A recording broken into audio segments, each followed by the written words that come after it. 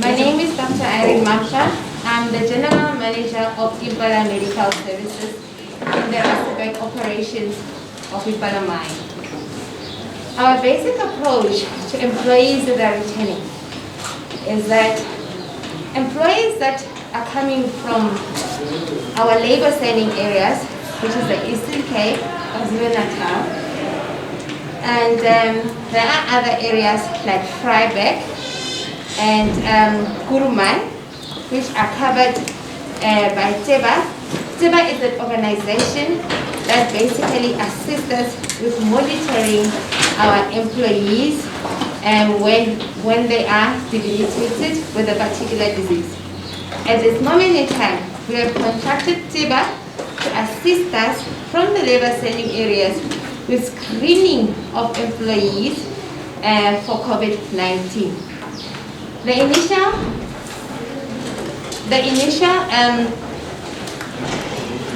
assessment is through a questionnaire which has been developed, which asks the basic questions of: are you coughing? Do you have fever? Do you have a sore throat? Do you have any diarrhea? And these are the symptoms of COVID. And also, the nurses at Dept will also assess the temperature of that particular individual. If one of those symptoms are positive, that individual in the labor center area will then be referred to the clinic or a local healthcare center where he will then be assessed for COVID. If he is positive, the doctors there in the labor center areas will test them. If they are positive, they will be admitted in that hospital in the labor saving area. For the individual that has no symptoms, the Dept office will then contact the Impala office to find out whether this individual has been called back to work. But as you know, from the first, everybody will be coming back to the mining operations. They will then liaise with our HR officer, and then the officer will inform them that the employee should come back.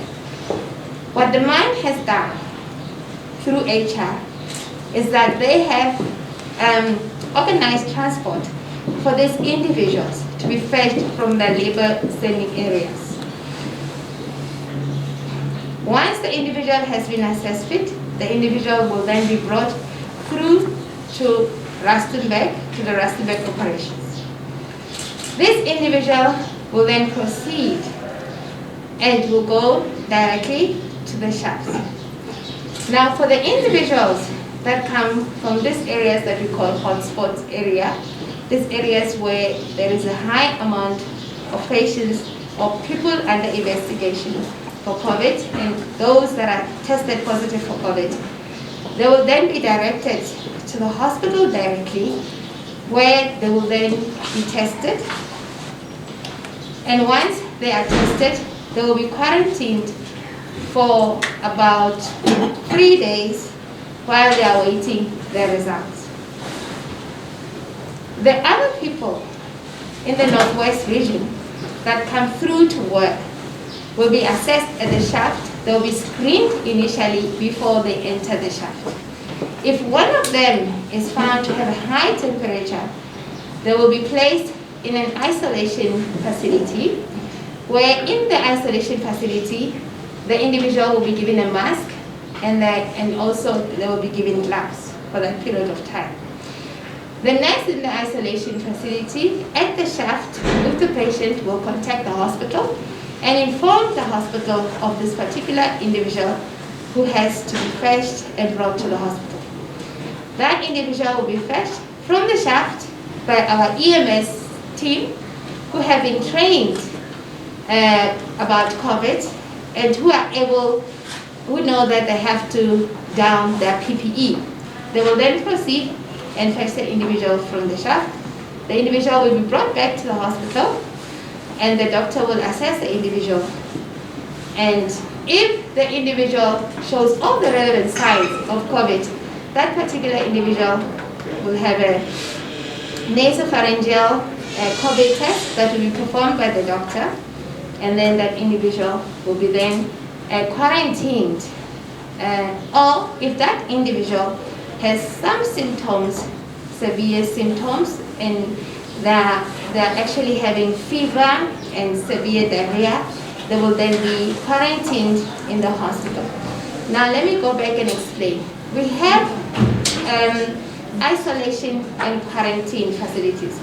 Our quarantine facilities and isolation facilities are mainly at a place that we call Maharing, which used to be an old hostel. And it is a complex. It's got 3 rooms and a bathroom and a shower where one individual will be admitted per room while they're still awaiting their results. When the individual tests positive, they will then be isolated. If they are asymptomatic with mild symptoms, they will be isolated in Maharing. But if the individual is sick and ill, this particular individual will be admitted into our quarantine facilities in the hospital, and if they are positive, they will then be admitted into our isolation facilities in the hospital. Once the results come back positive, we will then initiate contact tracing. When we admit this individual into our quarantine and isolation facilities initially, we notify HR, which is, we have what you call a COVID desk. On that COVID desk is the HR, together with one of our clinical nurses, together with our social worker. The HR is notified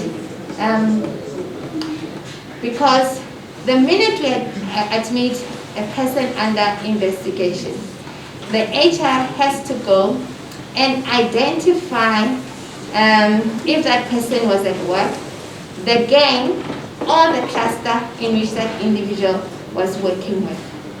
If the individual was not at work and was coming directly from the labor sending areas, obviously they were picked up from the Eastern Cape and they came directly, they'll be quarantined.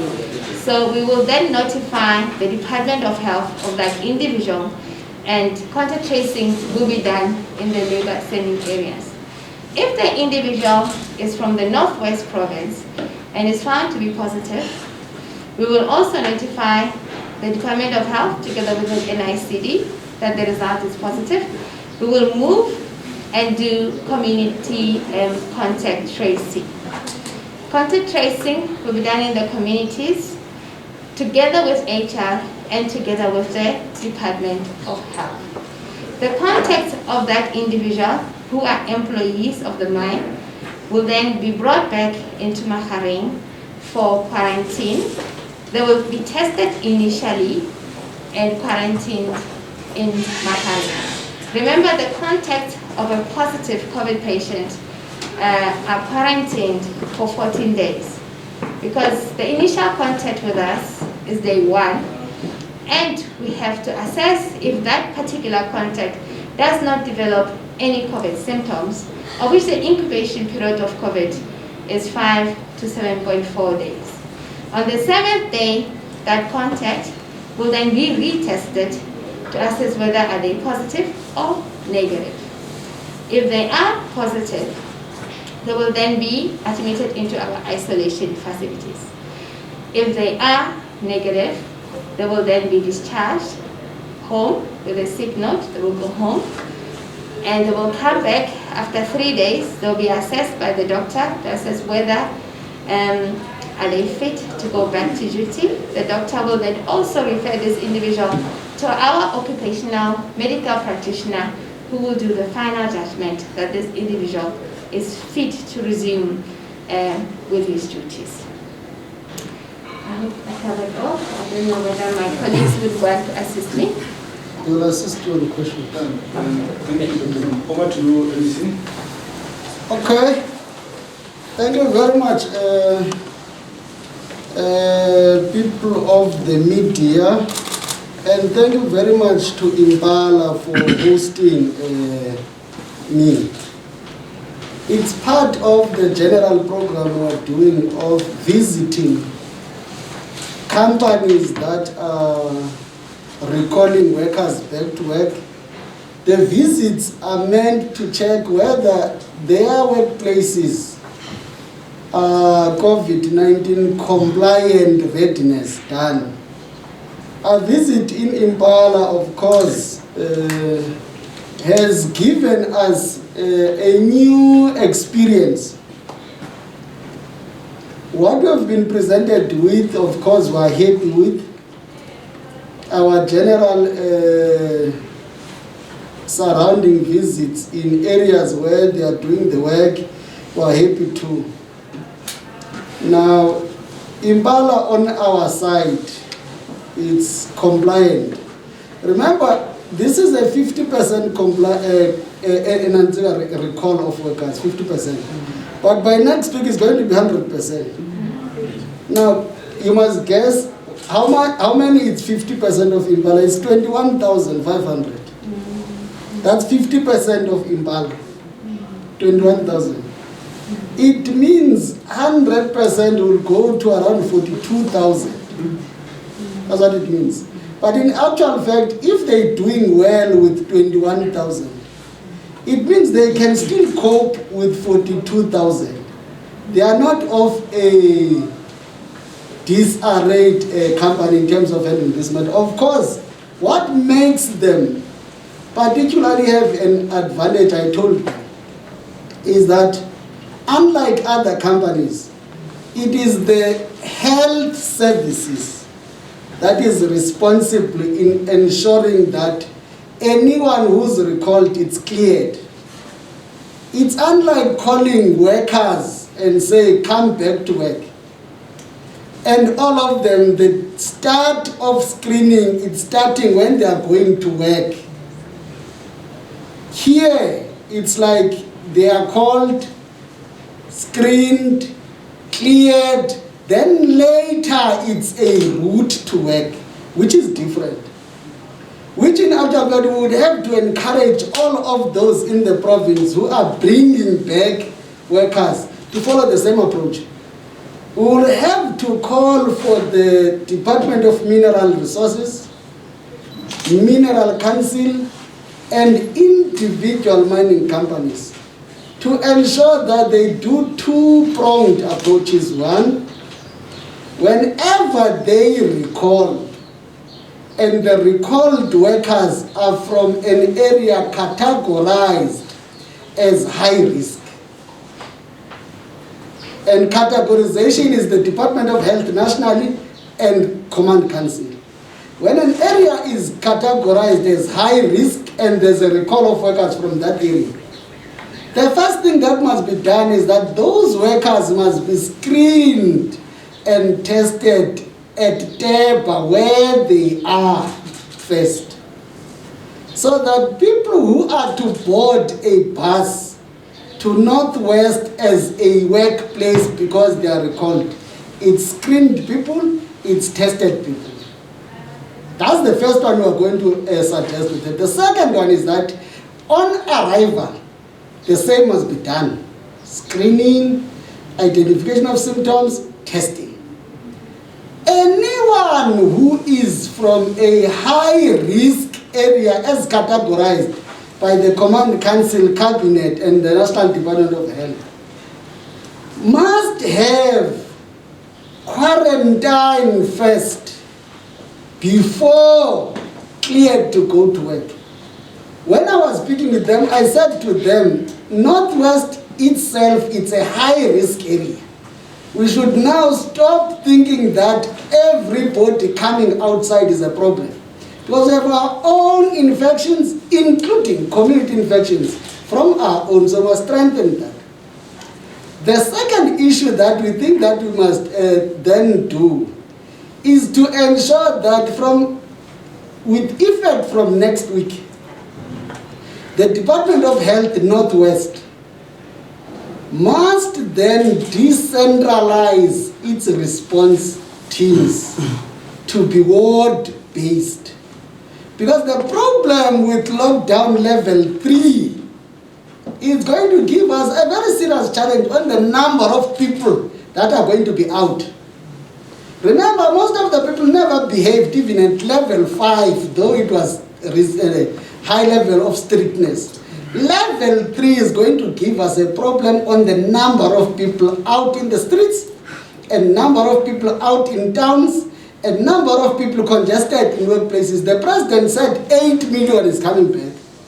So we will have from next week as Department of Health to decentralize our response teams so that we have them per ward. We must have a screening and testing team per ward.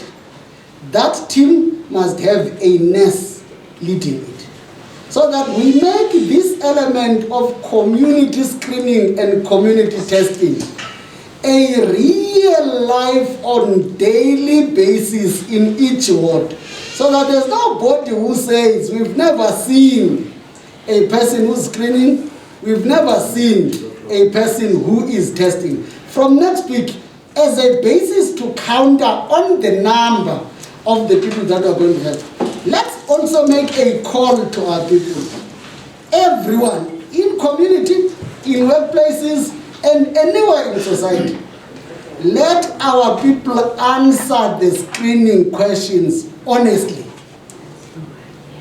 Let people not answer a no on grounds that they are planning to escape being suspects for testing.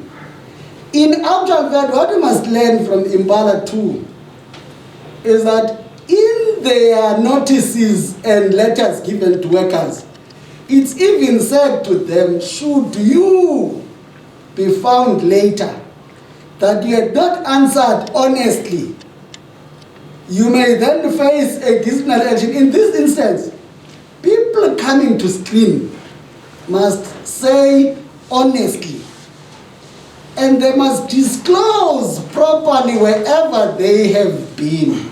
Otherwise, you have individuals who are answering to run away from testing. So as of yesterday, the last numbers, Northwest, we have 155 cases. Of course, Impala contributes 6. There's 6 in that number, Impala. Now, in that, there's 39 recoveries, 75 active cases, 2.5 million screening. Sorry, anything? Yes. You said 154. 115. Oh, yeah. 115. 115. And I'm saying we have contributions by the mining industry across the province. But the difference is you don't have a ward called a mine, a municipal ward. Municipal wards includes everybody. So these mine workers who are called back to work, necessarily they reside in wards. Even if it's a ward in the hostel, it's still a ward. What we think we must then do is to ensure that communities are engaged on 3 things. 1, the attitude of our people in their contribution to the response. You can't have people who give up and then expect government to police them. Otherwise, if there's no police officers on the streets, if there's no soldiers on the streets, everybody moves around like it's normal. They must change the attitude. The second one is that people who are under investigation or suspects, or people who are declared as positive, even if they are asymptomatic, they must stick to regulations and rules of behavior. Otherwise, we must limit any possibility of transmission through a person who knows his or her status. That person must behave. The last thing that we must do with communities, of course, it includes employers. It's an element of stigma. It's an element of stigma. Up until today, we have a sizable number of workers who would have tested positive, did everything, and recovered. Some of them are not allowed back to their workplaces. They continuously get shifted on the day of when they must come to work. Yet these are recovered employees. That must come to an end. In actual fact, it is stigma. And all companies who are doing that, we will visit them one by one. We will also name and shame them. It can't be that when I'm sick and I've gone through all the processes, recovered, I am still discriminated. The issue even there comes to community. It can't be that if a community has a death through COVID or has a positive case, it's now seen in society as a community that is responsible for transmitting COVID-19 in that area. It is wrong. Anyone can be sick, anyone can have COVID-19, anyone can die from any sickness, including COVID-19. Stigma should not be allowed. Nobody must be discriminated. No family must be discriminated on the basis that the family has a positive case or on the basis that the positive person in the family passed on through the process of COVID-19. Lastly, we should still, like we have seen here, PPE remains critical. And PPE available for health workers is going to help us in terms of protecting them, ensuring that the last line of defense, first line of defense, health care workers are highly protected, and in actual fact we ensure that they are not placed on danger of getting COVID-19 or any other transmission on the basis that they do not have PPE. Otherwise, we're working very well with all mining houses in the province. Their contribution is recognized. Each one of them have their own program. Their programs differ on the value upon which a company does, but we still call for all of them to ensure that it is their departments of health or their hospitals that declares a person fit to go and work in the workplace, and not human resources, because human resources only knows the number of employees. They can't determine the fitness of a person to be allowed to go through. That you are called to come back must not automatically mean everyone qualifies to go to the work. Screening and testing, clearing individuals must mean those cleared are the ones who must go back to work. Thank you very much. Thank you very much, MEC. Now it's time for questions and answer session. By show of hands, I'm going to take 5 if we have, and please state your name and the institution that you come from. 1, 2, 3, 4.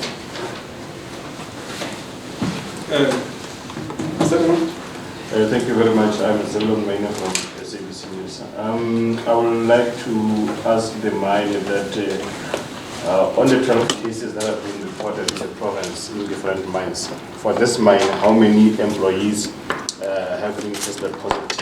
In fact, the stats of this mine in terms of as far as coronavirus is concerned. Thank you. I think it's Silver. Edwin? Thank you, Honorable MEC. Edwin C. Eyewitness News. You raised a very critical question with regard to the discrimination of the workers that maybe you have observed from several companies. Are we likely to see the department taking action, and what kind of action would it be, should it be, against the companies that are returning workers that have been cleared of COVID-19? And just on the final one and on the lighter one, MEC, how has been the level of compliance in the province since the scourge of COVID-19? And last one, Ananias. Yeah, thank you. Ananias from New Inferno TV. First one for the mining company. I just want to check with you. I can see we have talked earlier, the MEC is impressed, but outside the mining industry, outside the mining compound, your Luka, your Parakatla, your Platinum Village, what are you doing as the mining house to ensure that these employees, when they go home, they don't come back with the infection from their homes?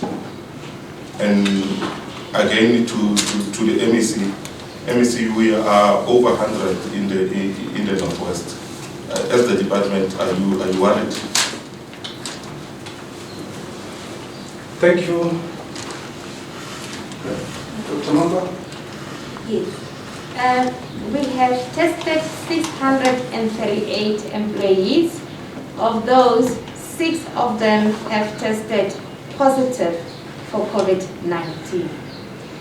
In total, the employees that are back at work are 21,000. All those employees, before they go back to work, before they enter the shaft, they are screened, and if one of them shows any signs of COVID, as I did reiterate, I'm reiterating again, they are then isolated and they are then referred to the hospital for an assessment and a test if the symptoms of COVID are present. Thank you. MEC? Okay. Let me start with the numbers. 114. 15. There's going to be a time where society would have to accept COVID-19 transmissions as like any other disease or virus. There's going to be that time. Remember, when we had lockdown, it was meant to stop imported transmissions through our port of entries. We now have transmissions in our communities, though there's no person who's traveling outside. So the 115 must not be a number to determine whether you are low or high. What we need as government is to go to the depth of the transmission in each society. If in the province today you have 115 in the number, and in society we have more than 200 people who have not been tested, who are not in the 115, let's get them in the 115. So that we have the actual number of the exposed people and positive people in the province. That's when your response strategy is going to talk to actuals. For now, we are responding on the basis of the confirmed number in each time. As we speak now, none of us know who amongst us is positive and asymptomatic and not aware. And that you get in each and every society. So we must get everybody out. Having got everybody out helps us to then properly do contact tracing, which is something that I spoke with them, that contact tracing in a context of a mine, it's in threefold.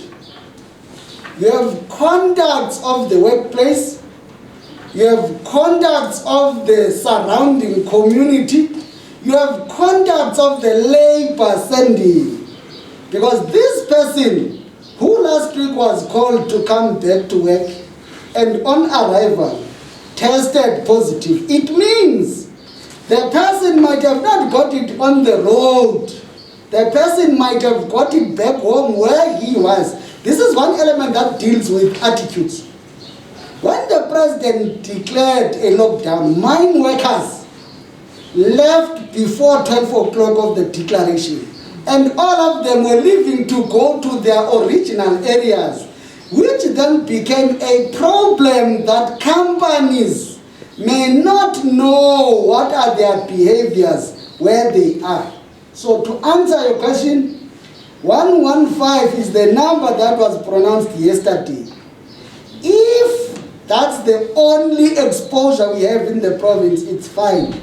But if there are more people exposed and positive, yet not on the list, let all of them come out and be on the list, because the response strategy has to do with contact tracing. The response strategy has to do with availability of hospital beds, both isolation, ICU, and general beds. If you have a number that does not reflect the exact number of people, you may plan on a wrong information. That's what you must keep.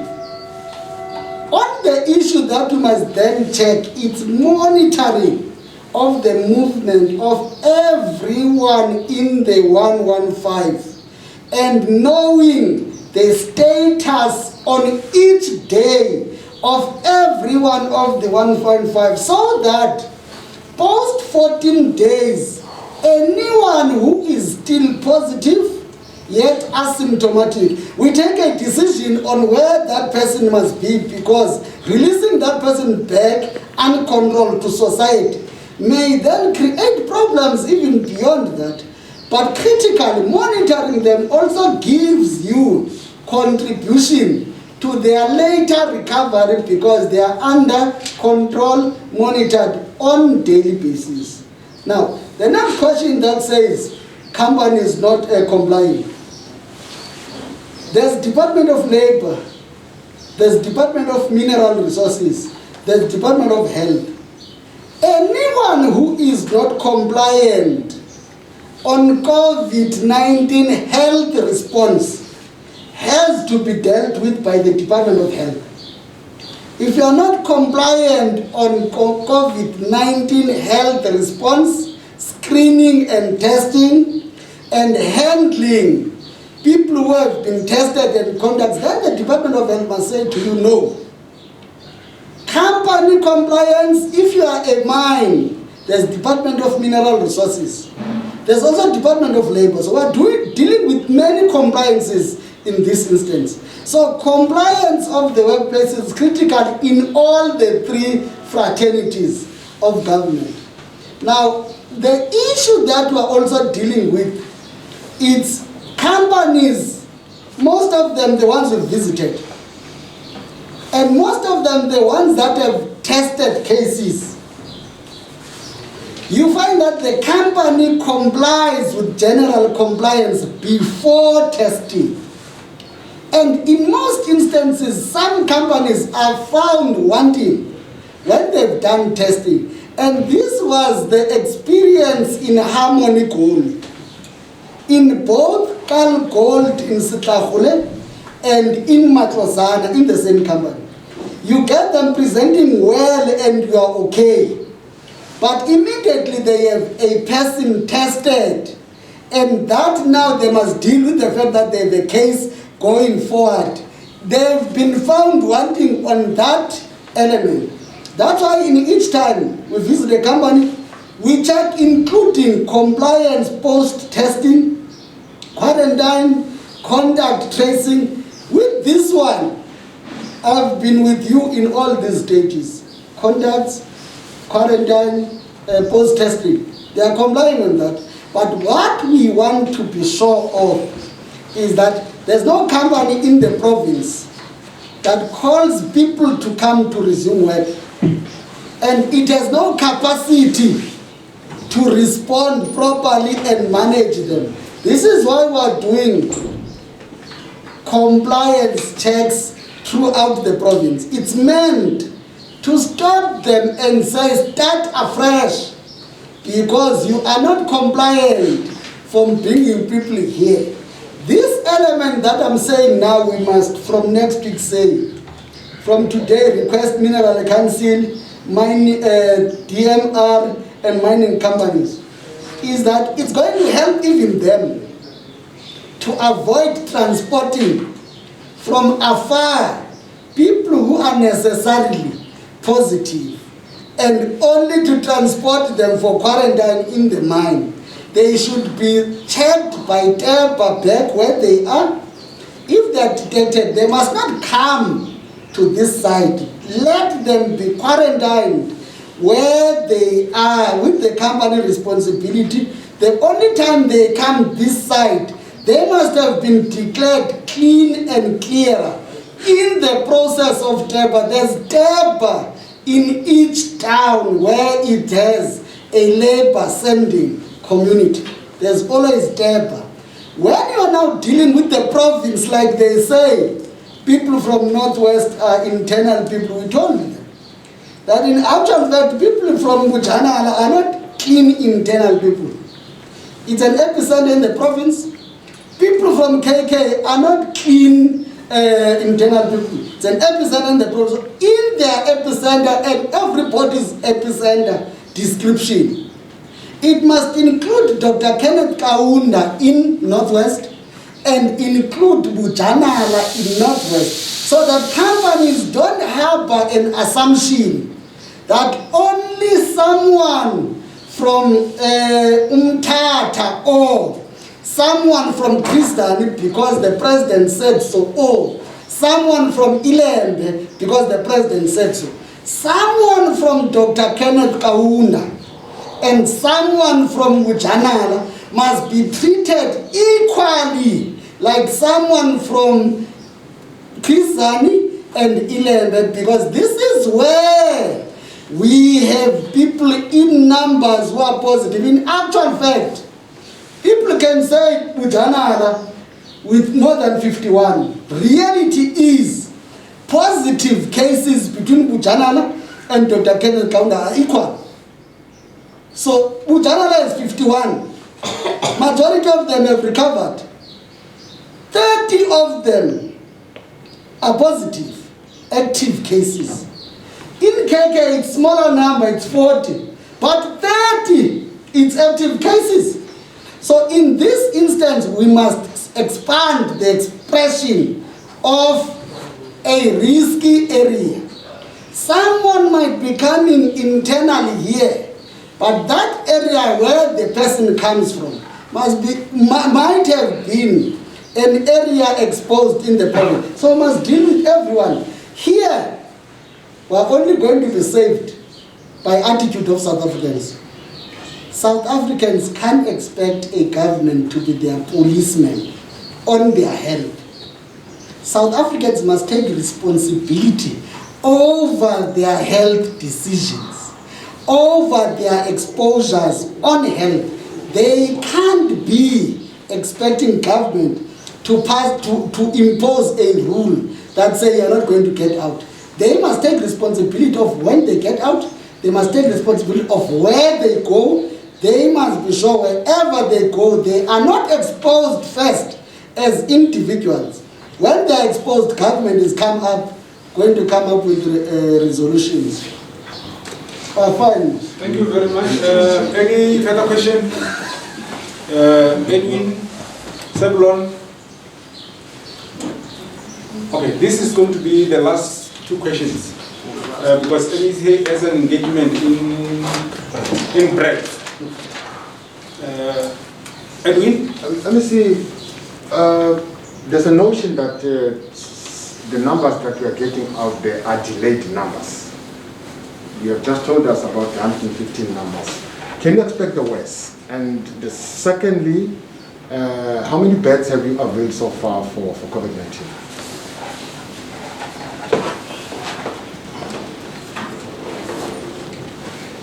Okay. Maybe to add on the response from the mine, I will ask them from the stats that they have given us, maybe perhaps they can clarify to us from those patients who have contracted COVID-19, what's their condition currently, and which areas are they from in the province, in the countries of the south.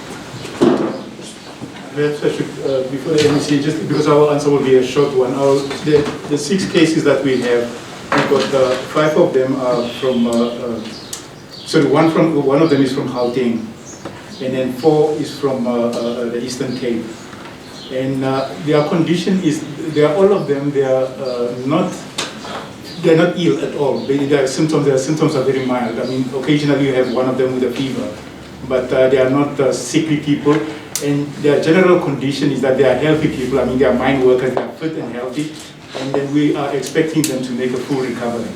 You left that one, sorry, you said one something. Oh, sorry, the one is a contact of the initial one. Is just a contact that he's also from Eastern Cape, but he's a contact. Yeah. So both of them, it's 2 brothers. They are 2 brothers. Yeah. Oh.